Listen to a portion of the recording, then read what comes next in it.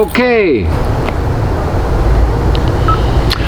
Entreprise missionnaire, aide missionnaire internationale. Aujourd'hui, c'est mercredi.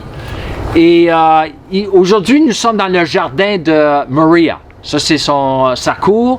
Et elle a le jardin. You can take the live stream and just a little bit. Yeah, a little bit. C'est son jardin, ça. J'aime ça ici. OK, get back here. Oui, OK, nous allons faire notre enseignement aujourd'hui. C'est un peu plus frais aujourd'hui, c'est l'automne, ici au Canada,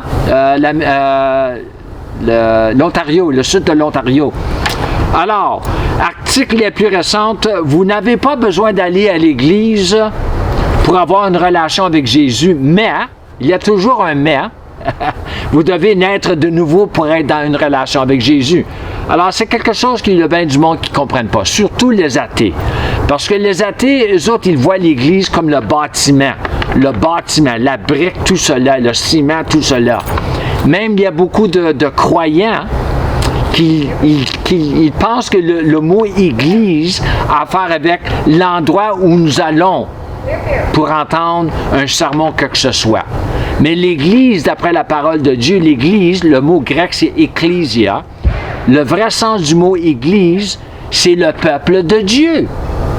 Alors, nous avons le peuple de Dieu, nous avons l'Ecclésia, et même un autre terme pour l'Église, c'est le corps du Christ. Le corps est fait, même le corps humain est fait de beaucoup de membres, comme l'Église, comme Paul a marqué dans 1 Corinthiens 12, il a parlé du corps du Christ et chaque membre qui font partie de l'Église. L'Église, pas le bâtiment, mais l'Église, ecclésia. Ensuite, il y a un autre terme dans la parole, surtout dans les épîtres de Paul, il parle de la nouvelle création. Alors, la nouvelle création, c'est le corps du Christ. La nouvelle création, c'est l'Église. C'est tous des termes synonymes, OK, qui décrivent une chose, ceux qui sont sauvés, ceux qui sont régénérés, ceux qui sont nés de nouveau, ceux qui sont nés d'une semence sans corruption. OK? Alors, ici j'ai marqué, vous n'avez pas besoin d'aller à l'église pour avoir une relation avec Jésus. Ça, c'est vrai.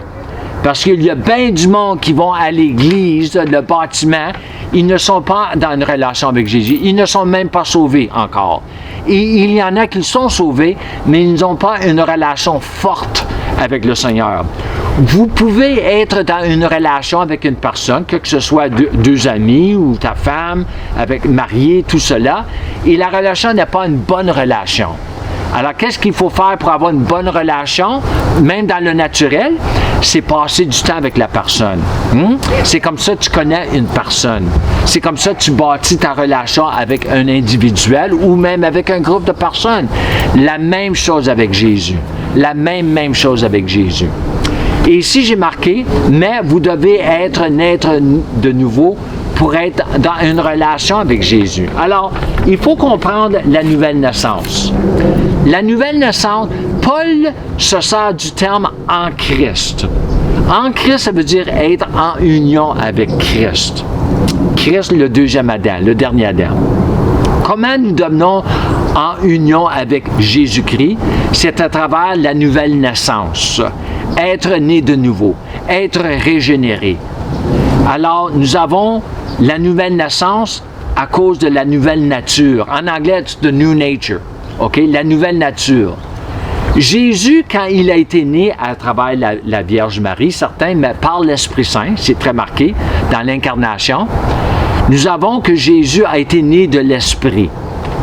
La nature que Jésus a reçue comme un petit bébé, c'est la même nature que nous recevons quand nous sommes sauvés.